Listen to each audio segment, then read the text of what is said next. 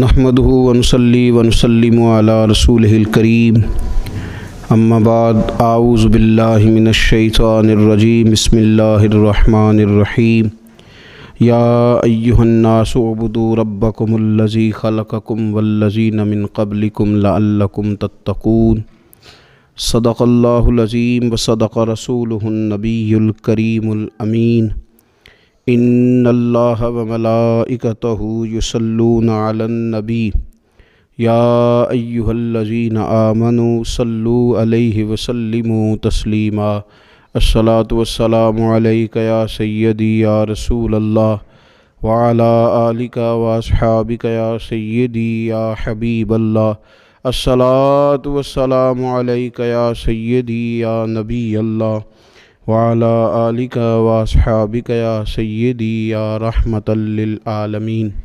حمد و صلوات کے بعد ماہ رمضان المبارک کی خوبصورت گھڑیوں میں فکری، تربیتی اور روحانی کورس کے نام سے چند گزارشات نماز تراویح کے بعد اہل اسلام بالخصوص وہ لوگ جو اپنے آپ کو راہ سلوک کا مسافر سمجھتے ہیں اور اپنی تربیت کے لیے فکر مند رہتے ہیں، ان کی اور اپنی اصلاح کے لیے چند باتیں یہاں کی جائیں گی۔ اللہ تبارک و تعالی اخلاص کا وضو عطا فرمائے، نیتوں اور ارادوں کو پاکیزگی نصیب فرمائے اور اس ماہ مبارک کی ساری برکات اور اس کے ثمرات اور اس کی روحانیت سے ہم سب کو فیض یاب فرمائے۔ اہل ایمان کا یہ شیوہ ہے کہ وہ اپنے رب سے شدید محبت کرتے ہیں۔ قرآن حکیم میں اللہ تعالیٰ نے فرمایا ہے کہ والذین آمنوا اشد حبا للہ، فرمایا وہ لوگ جو ایمان لائے وہ اپنے رب سے شدید محبت کرتے ہیں۔ وہ جب اپنے رب کی نعمتوں کو یاد کرتے ہیں، جب وہ اپنے مالک کے احسانات کا تصور کرتے ہیں، جب وہ اپنے رب کے بے پایہ کرم کی طرف دیکھتے ہیں تو اپنے مالک سے شدید محبت کرتے ہیں، اور جب وہ اپنے مالک سے اس قدر زیادہ بڑھ کے محبت کرتے ہیں تو پھر وہ ان سب تقاضوں کو پورا کرنا چاہتے ہیں، ان سب چیزوں کی طرف بڑھنا چاہتے ہیں جو انہیں اللہ تبارک و تعالیٰ کی محبت کی طرف لے کر کے جاتی ہیں۔ اللہ تبارک و تعالیٰ چونکہ اپنے بندوں کی طلب سے آگاہ ہے، اپنے بندوں کی پیاس کو جانتا ہے، ان کے دلوں میں اس کی طرف بڑھنے کا جو جذبہ ہے، اس جذبے سے مالک پوری طرح نہ صرف آگاہ ہے بلکہ اپنے کرم سے اس کی تسکین بھی فرماتا ہے۔ تو اللہ تبارک و تعالیٰ نے وہ سارے راستے ہمیں عطا فرمائے جو رب کریم کی محبت کی طرف ہمیں لے جاتے ہیں اور اس کی محبت کی لذت ہمارے دلوں کے اندر پیدا کرتے ہیں۔ جب اہل ایمان اللہ سے بڑھ چڑھ کے محبت کریں اور اپنے مالک کی طرف وہ سب سے زیادہ اپنے قدموں کو، اپنے دلوں کو، اپنی توجہ کو بڑھائیں تو انہیں کچھ کام ایسے ہیں جو زیادہ کرنے چاہیے۔ ان کاموں میں سے ایک بڑا کام یہ ہے کہ وہ اپنے رب کی عبادت کریں۔ عبادت تو رب کے ہر حکم کو تسلیم کر لینے کا نام ہے، لیکن ہمارے ہاں عبادت کا تصور اکثر نماز کے لیے لیا جاتا ہے۔ قرآن حکیم میں اللہ تعالیٰ نے ارشاد فرمایا یا ایھا الناس اعبدوا ربکم الذی خلقکم والذین من قبلکم لعلکم تتقون، فرمایا لوگو اپنے رب کی عبادت کرو جس نے تمہیں پیدا کیا اور تم سے پہلے لوگوں کو پیدا کیا، اور اس امید پر اپنے رب کی عبادت کرو کہ لعلکم تتقون، تاکہ تم پرہیزگار بن جاؤ۔ اپنے مالک کے حضور اپنی پیشانی کو جھکا دینا عبادت انتہائی درجے کی عاجزی کو کہتے ہیں۔ اپنی پیشانی کو، اپنے ناک کو، اپنے پورے وجود کو اپنے مالک کے حضور انتہائی عاجزی کے ساتھ جھکا دینا اور ساری بلندیاں اور ساری رفعتیں اور ساری عظمتیں رب ہی کی تسلیم کرنا، اس کا نام عبادت ہے۔ اللہ کے حضور جب رب کریم کا بندہ اپنے آپ کو جھکا دیتا ہے اور اس کے حضور وہ انتہائی عاجزی کرتا ہے تو اس کا معنی یہ ہے کہ وہ اپنے رب کی عبادت کر رہا ہے۔ رسول کائنات صلی اللہ تعالیٰ علیہ وسلم نے مختلف چیزوں کو، مختلف مواقع پر ہمارے لیے بیان کر کے ہمارے دلوں میں ان چیزوں کی محبت بڑھائی۔ اس رمضان المبارک میں خاص کر کے ہمیں ان چیزوں پر توجہ کرنی ہے۔ میری نظر میں وہ 4 چیزیں ہیں، اگرچہ ان کو اور بھی بہت ساری چیزوں پر تقسیم کیا جا سکتا ہے، اور بھی کئی چیزیں اس میں شامل کی جا سکتی ہیں، لیکن اہم چیزیں 4۔ ایک تو نماز کا پڑھنا، نوافل کا پڑھنا، رات کو قیام کرنا، سحری کے لیے تو اٹھنا ہی ہے، تو اٹھتے وقت تہجد کی نماز کو اہمیت دینا، نماز تراویح کو ذرا شوق کے ساتھ ادا کرنا، نفل کا قیام کرنا، عبادت کے لیے اپنے آپ کو تیار کرنا، اور دوسرے نمبر پر قرآن حکیم کی تلاوت کو ذوق شوق کے ساتھ کرنا، اپنا محبت کا، پیار کا رشتہ قرآن پاک کے ساتھ مضبوط کرنا، اور تیسرا کثرت کے ساتھ استغفار پڑھنا، اپنے مالک سے اپنے گناہوں کی معافی مانگنا، آئندہ گناہ نہ کرنے کا عہد کرنا، اور چوتھا دعائیں مانگنا۔ یہ 4 چیزیں اگر تھوڑی توجہ کے ساتھ اس ماہ مقدس میں روزانہ کے معاملات میں شامل کر لی جائیں، نماز، تلاوت قرآن مجید، استغفار اور دعا۔ آپ دیکھیے کہ نبی کریم صلی اللہ تعالیٰ علیہ وآلہ وسلم نماز کے اندر محو رہنے کو پسند کرتے تھے۔ حضور نماز کے اندر شامل رہنے کو اور نماز کو بار بار ادا کرنے کو پسند کرتے تھے۔ ہر موقع پر حضور نماز ادا فرماتے، ہر موقع پر۔ سورج گرہن ہے تو نماز ہو رہی ہے، چاند گرہن ہے تو نماز ہو رہی ہے، بارش نہیں ہوتی تو کریم محبوب علیہ السلام نماز ادا کر رہے ہیں، بارشیں کثرت سے ہونے لگیں، طوفان اور آندیاں آنے لگیں تو حضور نماز ادا فرما رہے ہیں۔ جنگ کے موقع پر، بدر کے موقع پر لوگوں کی، صحابہ کی صفیں درست کر کے حضور خود مصلی پر تشریف لے گئے اور نماز شروع کر لی۔ تو ہر وقت نماز کی طرف حضور کی توجہ ہمیں بتاتی ہے کہ نماز پڑھنا، نفل پڑھنا، عبادت کرنا یہ کتنا دلچسپی والا کام ہے، اور مسلمان کا اس کے ساتھ شوق کس قدر زیادہ ہونا چاہیے۔ آج ہم زیادہ بے چین اس لیے رہتے ہیں کہ ہمارا تعلق باقی سب چیزوں سے مضبوط ہوا لیکن مصلی کے ساتھ کمزور ہوا۔ ہماری بہت ساری اس دور کی جدتوں نے ہم سے ہمارے مصلی کی، استغفار کی، تلاوت کی، دعا کی لذت چھینی۔ اگر ہم تھوڑا لوٹ کر کے آئیں اور کچھ گھنٹوں کے لیے، کچھ وقت کے لیے، کچھ ٹائم کے لیے، اگرچہ وہ مختصر ہی کیوں نہ ہو، ہم اپنے معمولات جو عبادت کے تعلق سے ان کو مضبوط کریں، موبائل بند کیے جائیں، ایک کونا تلاش کیا جائے، کوشش کی جائے تنہائی کرے انسان اپنے مالک کے ساتھ۔ نبی پاک صلی اللہ تعالیٰ علیہ وآلہ وسلم نے جو ہمیں طریقے بتلائے ہیں، ان طریقوں کی روشنی میں انسان اکیلا بیٹھے اپنے مالک کے حضور اور خوب اس کی بارگاہ میں نفل پڑھے، تلاوت کرے، استغفار پڑھے، پھر دعائیں مانگے، اپنے لیے بھی مانگے، امت کے لیے بھی مانگے، اپنے لیے بھی مانگے، اپنوں کے لیے بھی مانگے، سب کے لیے اللہ کے حضور سے وہ خیر طلب کرے۔ حضرت سیدنا زید بن ثابت رضی اللہ تعالیٰ عنہ ارشاد فرماتے ہیں، مجمع الزوائد میں، مسند امام احمد بن حنبل میں یہ حدیث موجود ہے۔ آپ فرماتے ہیں کہ میں نبی پاک صلی اللہ تعالیٰ علیہ وسلم کے ساتھ اکثر نماز کے لیے جایا کرتا تھا، تو میں انفرادی انداز دیکھتا نبی پاک صلی اللہ تعالیٰ علیہ وسلم کا کہ حضور جب نماز کے لیے چلتے تو چھوٹے چھوٹے قدموں کے ساتھ چلتے۔ جو نبی پاک صلی اللہ تعالیٰ علیہ وسلم کا روٹین میں چلنے کا انداز ایک کریمانہ تھا، اس سے ہٹ کر حضور مختصر قدم اٹھاتے اور نماز کے لیے تشریف لے جاتے۔ میں اس خوبصورت ادا پر توجہ کرتا تو میرے کریم محبوب صلی اللہ تعالیٰ علیہ وسلم نے مجھ سے فرمایا، زید تم جانتے ہو میں مختصر قدم کیوں اٹھاتا ہوں؟ حضور دلوں کا حال جانتے ہیں نا، تو فرمانے لگے تمہیں خبر ہے میں اختصار کے ساتھ قدم کیوں اٹھاتا ہوں؟ عرض کی یا رسول اللہ صلی اللہ تعالی علیہ وسلم کرم نوازی فرمائیے، بتا دیجئے۔ تو حضور فرمانے لگے کہ جب تک انسان نماز کی طلب میں رہتا ہے نا، وہ نماز ہی میں رہتا ہے۔ وہ جب نماز کی طلب میں ہوتا ہے تو نماز ہی میں ہوتا ہے۔ تو میں چھوٹے چھوٹے قدم اٹھاتا ہوں، ذرا آہستہ چلتا ہوں، تاکہ جتنا وقت طلب نماز میں ہو وہ نماز ہی میں گزرے۔ ذکر حبیب کم نہیں وصل حبیب سے، محبوب کا ذکر بھی اس سے ملاقات ہی ہوتا ہے۔ تو یہ جو سفر ہے نا نماز کے لیے جانے کا، میں چاہتا ہوں کہ یہ ذرا لمبا ہو جائے، اس میں ذرا وقت ملے تاکہ مالک کے ساتھ میں جڑا رہوں، میرا تعلق مضبوط رہے۔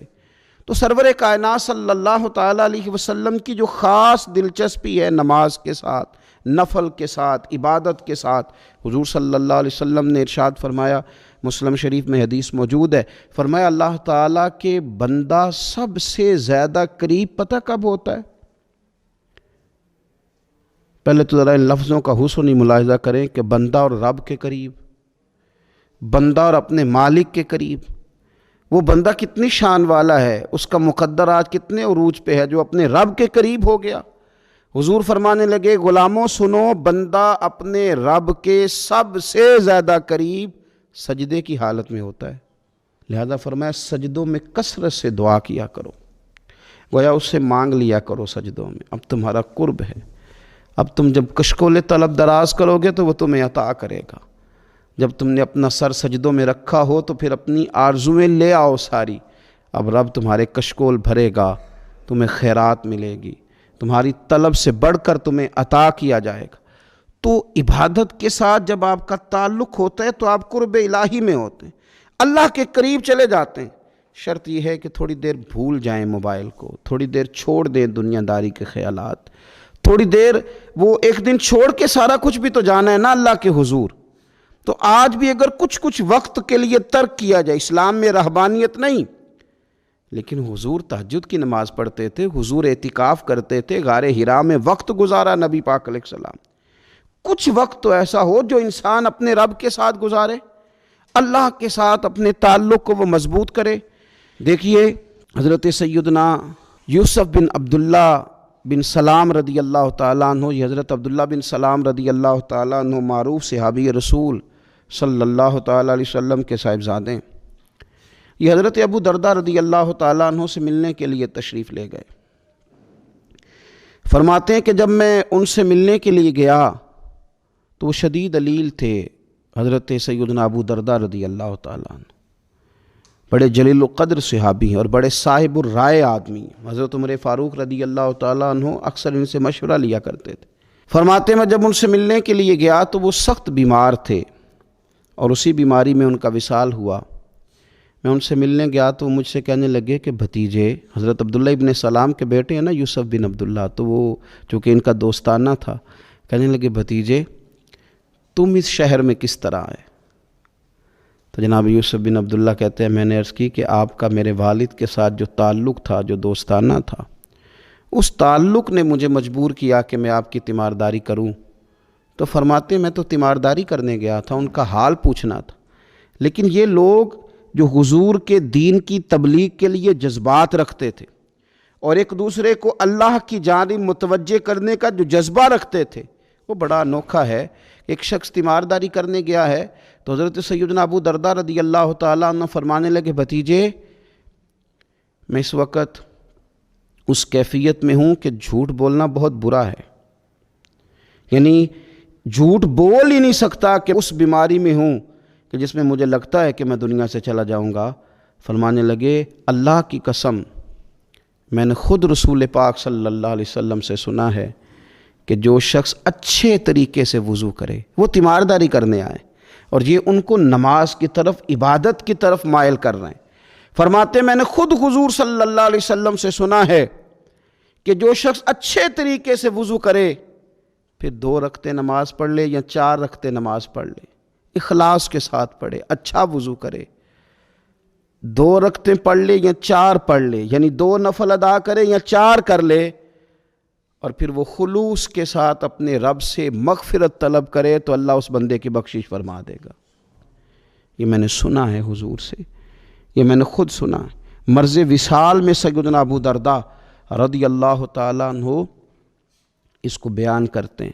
تو رمضان المبارک کے اندر ہمیں موقع ملتا ہے نماز پڑھنے کا، نماز تراویح کا، رات کے قیام کا موقع میسر آتا ہے۔ ایک تو عشاء کے بعد موقع ملا تراویح پڑھنے کا، ایک یہ کہ ہم کو سحری میں اٹھنا ہے، اور تہجد کی وہ خاص فضیلتیں جو عام دنوں میں کئی دفعہ مشکل ہوتی ہیں، وہ اٹھنا تو ہے۔ اگر تھوڑا سا 10 منٹ پہلے اٹھا جائے، وضو کیا جائے، اچھے طریقے سے کچھ نوافل ادا کر لیے جائیں، پھر سحری کے معاملات میں مشغول ہوا جائے۔ نبی پاک صلی اللہ تعالیٰ علیہ وآلہ وسلم ارشاد فرماتے ہیں، یہ ترمذی شریف کی حدیث ہے، حضور علیہ الصلوۃ والسلام نے ارشاد فرمایا کہ رات کا قیام اپنے اوپر لازم کر لو، اگرچہ یہ لازم کرنا یہ استحبابی حکم ہے، حضور صلی اللہ تعالی علیہ وسلم نے اسے فرض قرار نہیں دیا، لیکن حضور شوق دلاتے ہیں۔ فرمایا رات کا قیام، رات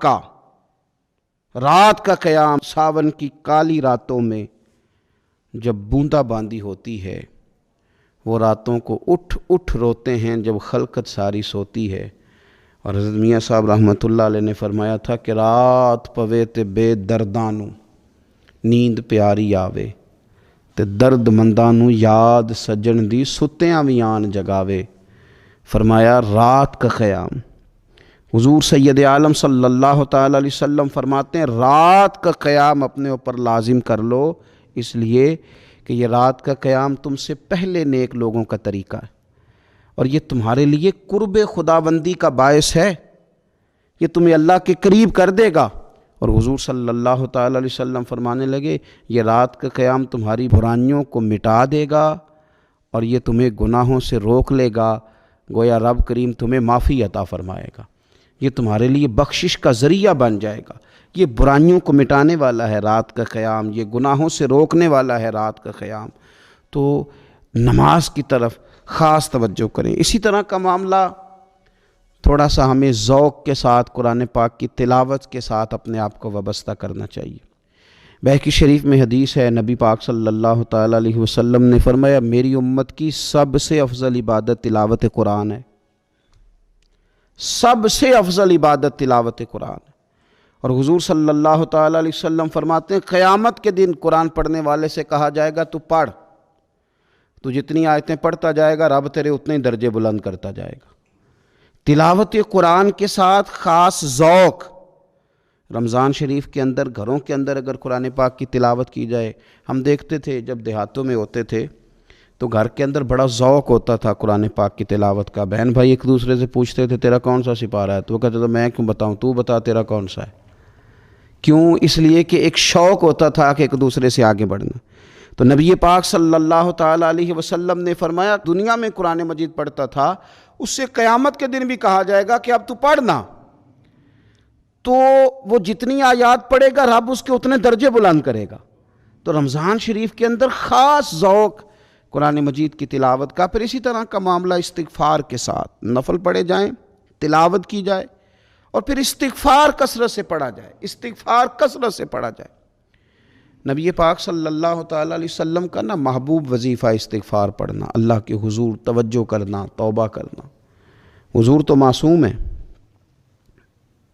نبی پاک تو معصوم عن الخطا ہیں، حضور سے تو معاذ اللہ کوئی گناہ سرزد ہوتا ہی نہیں، اور انبیاء کے بارے میں جو کوئی ایسے نظریات رکھے وہ گمراہ ہے۔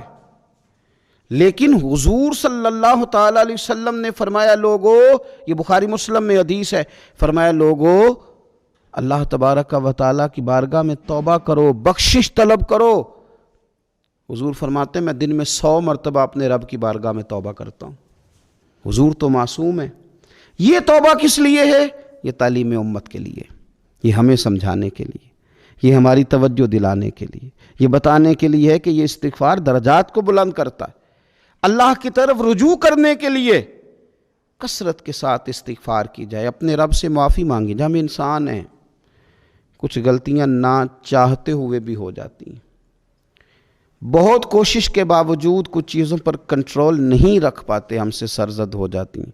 رمضان کی ساعتوں میں، صبحوں میں، شاموں میں، سحری میں، افطار میں، تراویح میں، تہجد میں اگر اللہ کے حضور استغفار کی جائے، اللہ کے حضور استغفار کی جائے۔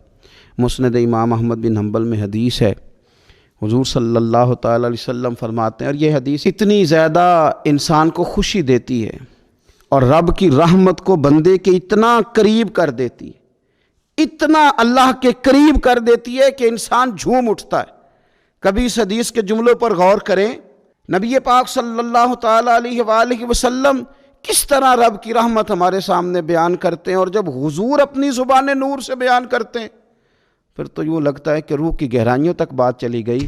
حضور سید عالم صلی اللہ تعالی علیہ وسلم فرماتے ہیں شیطان نے رب کریم کی بارگاہ میں یہ کہا تھا کہ اے مالک مجھے تیری عزت کی قسم، جب تک ان لوگوں کے جسموں میں روح رہے گی میں انہیں گمراہ کرتا رہوں گا۔ جب اللہ نے اسے کہا نا کہ تو نکل جا، تو مردود ہے، تو اس نے کہا مجھے تیری عزت کی قسم، جب تک ان کے جسموں میں روح باقی ہے میں انہیں گمراہ کرتا رہوں گا۔ تو میرے قریب محبوب علیہ السلام، مدینے والے پیارے حبیب علیہ السلام فرماتے ہیں، رب کریم نے فرمایا سن او ابلیس، اگر تو یہ قسم اٹھاتا ہے کہ تو جب تک ان کے جسموں میں روح ہے انہیں گمراہ کرتا رہے گا، تو پھر مجھے بھی اپنے عزت اور جلال کی قسم، یہ جب تک مجھ سے معافی مانگتے رہیں گے میں انہیں معاف کرتا رہوں گا، میں بھی انہیں معاف کرتا رہوں گا، یہ جب جب مجھ سے بخشش مانگیں گے، جب جب مجھ سے بخشش مانگیں گے۔ اس یہاں سے کبھی ہم نے کنارہ نہ کیا، اور تو نے بھی تو دل آزردہ ہمارا نہ کیا، ہم نے تو جہنم کی بہت کی تدبیر، پر میرے مولا تیری رحمت نے گوارا نہ کیا۔ تو کثرت کے ساتھ استغفار رمضان میں کیا جائے، اللہ کے حضور معافیاں مانگی جائیں، اور میں تو کہتا ہوں اپنے لیے بھی مانگی جائیں، دوسروں کے لیے بھی مانگی جائیں، استغفار سے وہ مان جاتا ہے۔ اور پھر سب سے زیادہ جس چیز پر توجہ دینے کی ضرورت ہے وہ ہے عبادت کا مغز، یعنی دعا۔ میں اکثر کہتا رہتا ہوں کہ ہمارے ڈاکٹر ہمیں یہ کہتے ہیں کہ تمہارے دلوں میں کچھ دکھ ہیں وہ کہہ دو تو تمہاری بیماریاں ہلکی ہو جائیں گی، دل کے بوجھ اتار دو، تم کہہ دو کسی سے اپنے غم تاکہ تمہارے دل ہلکے ہو جائیں۔ اب کچھ غم بڑے ذاتی قسم کے ہیں، بندہ کسی سے کہہ ہی نہیں سکتا، بڑی نجی قسم کے کچھ دکھ ہیں، کسی سے کیسے بیان کرے؟ تو ہمارے دین نے ہمیں دعا سکھائی۔ معنی کیا ہے؟ جو کسی سے نہیں کہہ سکتے وہ رب رسول سے کہہ دو تاکہ تمہارا دل بھی ہلکا ہو، تمہاری عزت بھی محفوظ رہے۔